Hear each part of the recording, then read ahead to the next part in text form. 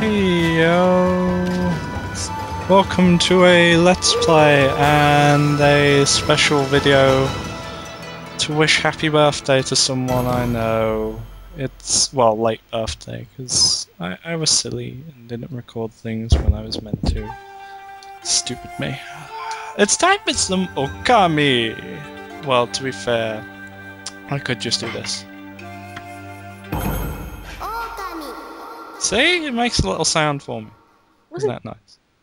We have a Kendra here who wanted to wish my sister happy birthday as well. Didn't get her to. So, yeah, me and Kendra wish her a late happy birthday. I wish her a happy birthday yesterday, but you know. Now for the epic prologue of Doom. I do have to admit, I haven't played much into the game, but I do like what I see so far. Long ago, a tiny hamlet known as Kamiki lay nestled in a grove of proud and beautiful cherry blossoms. Each and every tree around the quiet burg was honoured as a god. However, the village was not without its dark secrets. Cue Fade to Dragons. I forget how to say that.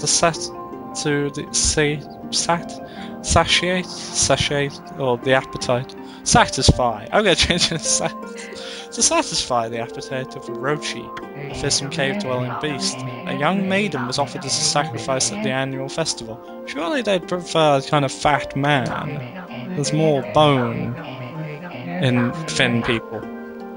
Unless they like bones, in which case Orochi's a doggy. With a body like a mountain and 8 heads mounted on necks the size of tree trunks, its blood-red eyes alone were said to curse anyone who gazed into them. No one dared disobey the horrific beast.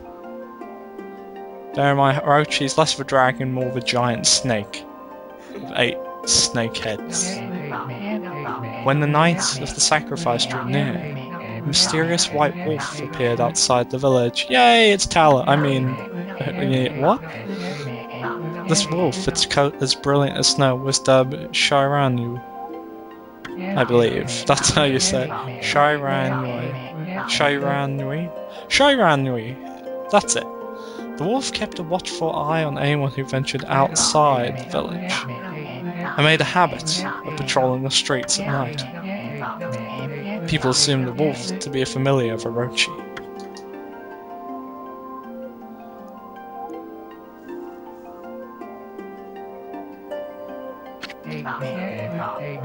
One villager took it upon himself to face the fearsome Shir-an-ui. The warrior Nagi attempted many times. Times are changing to challenge wolves. His attempts were thwarted by Shir-an-ui's swift movements.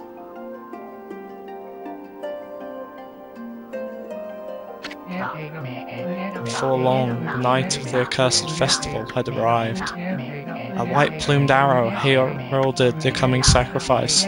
Piercing the sky, the arrow sunk its shaft squarely into the home of Nami, the village's most beautiful maiden. Nagi, harboring a secret love for Nami, was enraged by this sign. Determined to put an end to Orochi once and for all, Nagi travelled to the beast's cave in place of his beloved. Oh. Young love. The Moon Cave, a place as dark as evil itself, served as Orochi's home. As Nagi stood bravely before the entrance, a beast appeared, eyes glowing crimson upon its flashing heads. Orochi stood tall before him, ominous. Ominous anxious, but he is ominous as well, I'll give him that, for another sacrifice. Nagi leapt with incredible grace, swinging his blade valiantly. I wonder if his descendants can leap with incredible grace. On and on he sliced, while late into the moonless night. Orochi's hide was like steel. This dragon serpent... It's someone's scales! The blade left nary a scratch. Nary. I do love this story though. What I've seen of it so far, I do. I used to watch my sister play this. Oh wait, that's the whole point of me recording this.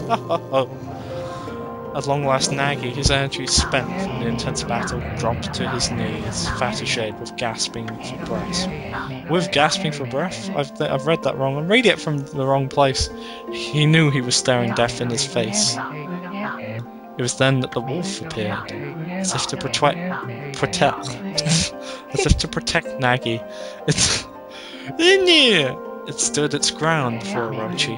In the darkness of the cave, the wolf's coat shone brilliantly. Alas, it was Shir-an-ui, the wolf that dwelled outside the village. Bearing its fearsome claws, Shir-an-ui, I've got to start getting used to saying that, leapt towards Orochi. Orochi reared its terrifying heads, readying its fangs for battle. The two beasts struggled wildly, thrashing in the darkness.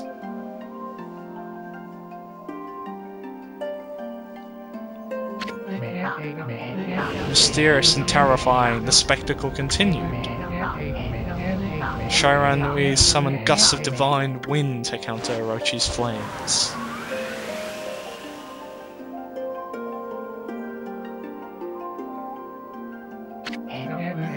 As Orochi closed in on Shir-an-ui, sharpened claws glistening, a gigantic tree suddenly sprouted forth, shielding the wolf. Trees, they kick butt. Shir-an-ui fought gallantly to gain the upper hand. However, Orochi, protected by mystical power, was not easily bested. Shir-an-ui, covered in gashes, majestic coat dyed crimson, stood exhausted before the mighty Orochi. Yes?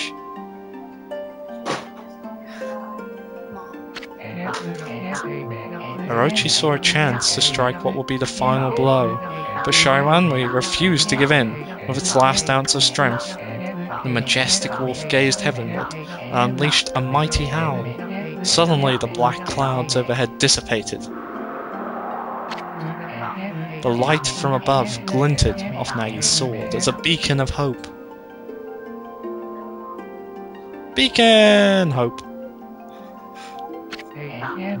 Guided by his sword, Nagi, who had been taking shelter in the shadows, stood proudly to face his adversary, channeling all his strength into his scarred and battered arms. He leapt ferociously towards Orochi, his sword poised high. The golden sword danced in his hands like a puppet on a string. One by one, Orochi's fearsome heads separated from their owner. Finally! Orochi's broken body collapsed in a lake of its own blood. In that instant, the curse that plagued the villager was lifted.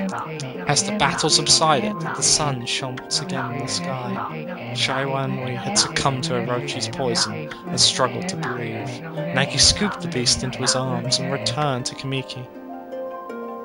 No, Shir-an-ui! When they reached the village, Shir-an-ui was no longer moving. The village elder gently stroked the wolf's head. In response, Shir-an-ui let out a hoarse and pitiful bark, then closed its eyes and drifted off into slumber. Aww. Don't lag on me now, game. Peace at the last returned to Kamiki village. In honor of Shir-an-ui's heroic exploits, the villagers erected a shrine and placed a statue of the wolf within it. Nagi's sword was christened Tsukiyomi and placed inside the moon cave. Yeah, that's sensible. The villagers all looked forward to an age of endless peace. And that was the end of the game.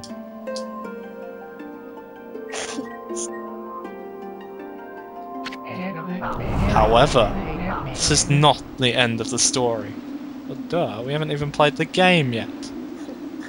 Oh, on that note, I need to end the recording to see if this even came out without lag. See you later, everyone. Happy birthday to Lola, late. I know this video isn't much, but I wanted to make something for you. Sorry if it seems like I didn't come across that well yesterday and what I was trying to do, but I guess it's just getting harder to think of what to give you nowadays. And I remember this was one of your favourite games. So, yeah, from me to you. And Kendra, of course. Would you like to say anything? Happy birthday. Thank you. On that note, I think it's time to say bye, everyone. See ya.